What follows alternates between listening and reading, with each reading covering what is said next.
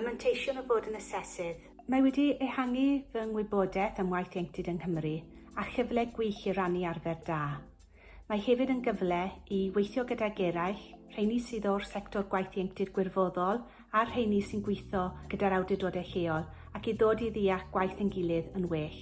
Mae'n dangos yn ymarferol sut mae eraill yn darparu gwaith ieuenctid o safon ac o ansawdd a draws Cymru.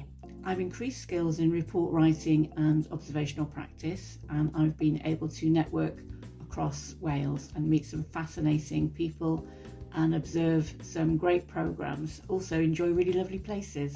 The thing that I've learned most from being an assessor is the importance of monitoring and evaluation.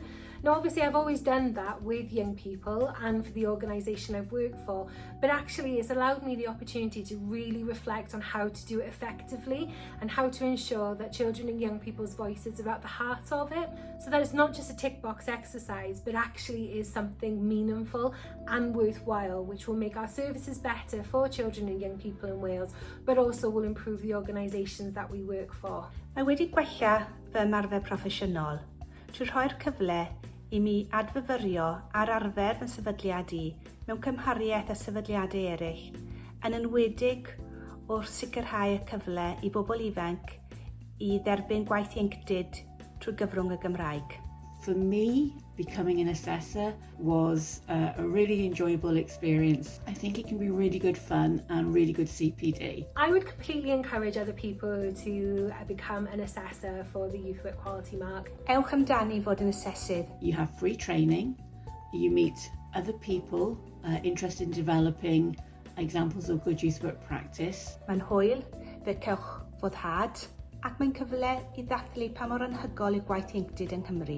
It is a great opportunity to see other youth services and youth organisations delivering high quality youth work where you can learn from them, you can observe, you can get involved and ultimately improve your practice. It is worth the time and the effort to get out of your office, be enthused by going to visit other places, whether that's currently online or actually physically going to youth services and voluntary sector organisations. I think it's a great opportunity to keep your learning going as an adult, as a professional, to be able to make sure that you're delivering quality youth work for the young people you work with.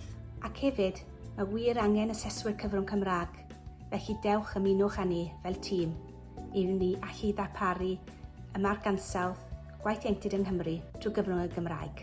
You get a sense of being part of contributing to the developing and improvement of youth work in Wales, and I would highly recommend it.